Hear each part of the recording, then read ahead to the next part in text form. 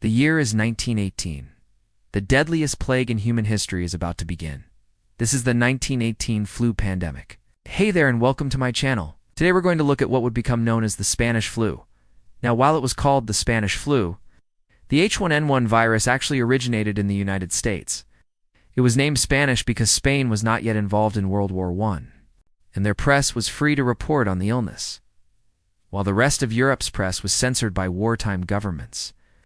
So it appeared that Spain was hit the hardest when in reality it was just reporting the most. The virus first began spreading in the spring of 1918 among troops in a military camp in Kansas. From there, it spread around the globe, carried by troops on both sides of the conflict, as well as civilian passenger liners. By the fall of 1918, every country in the world was reporting cases of the deadly flu, and the pandemic lasted until the spring of 1920. In total, the flu killed an estimated 50 million people worldwide, which is about 3 to 5% of the entire world population at the time. For some countries, however, the death toll was much higher.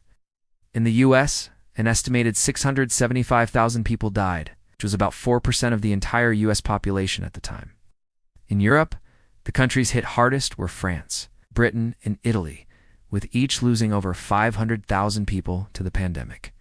India lost an estimated 18 million people, which was about 5% of its population.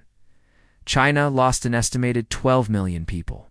Africa Lost an estimated 200,000 people. And Australia lost an estimated 15,000 people. By the end of the pandemic, every single country in the world had been affected by the 1918 flu, making this easily the most widespread disease outbreak in human history. The flu also impacted World War I at this point. The war had been raging for 4 years and the fighting had become stalemated. The flu pandemic broke out in the midst of this stalemate and would go on to infect an estimated 20% of all troops involved in the war. Of those infected, only half would survive, bringing an end to the lives of nearly 10% of all troops involved in the war. The flu pandemic also led to the end of the war. As the disease spread through Europe, governments began to fall one by one. Austria-Hungary was the first to fall in October of 1918. It's followed by Germany, Bulgaria, and the Ottoman Empire. This left the Allied forces victorious, but they soon found themselves demobilizing due to the flu pandemic.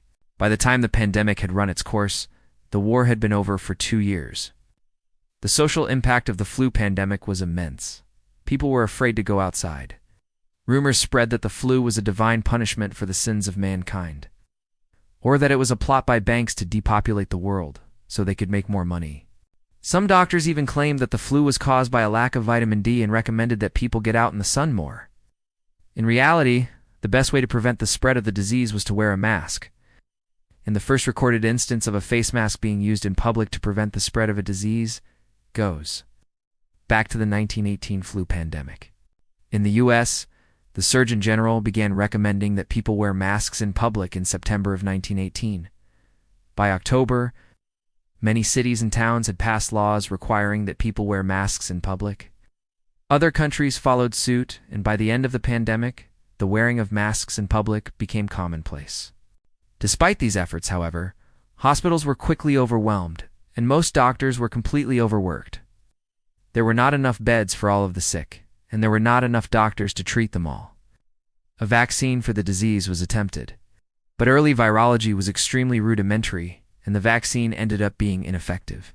And so the world watched in horror as the pandemic spread from person to person, killing millions. As the pandemic finally began to wind down in the spring of 1920, the world began to take stock of the damage done. In the U.S. alone, an estimated 675,000 people had died. That was about 4% of the entire population of the country. In total, an estimated 50 million people had died worldwide, which was about 3 to 5% of the entire world population at the time. The legacy of the 1918 flu pandemic can still be felt today. It led to the creation of the modern public health policy, increased investment into medical research, and most importantly, it gave the world a roadmap for dealing with a deadly pandemic. It also gives us a more recent historical example to compare the COVID-19 pandemic to. Although as of right now, COVID-19 is nowhere near the scale of the 1918 flu pandemic. But who knows what the future will hold.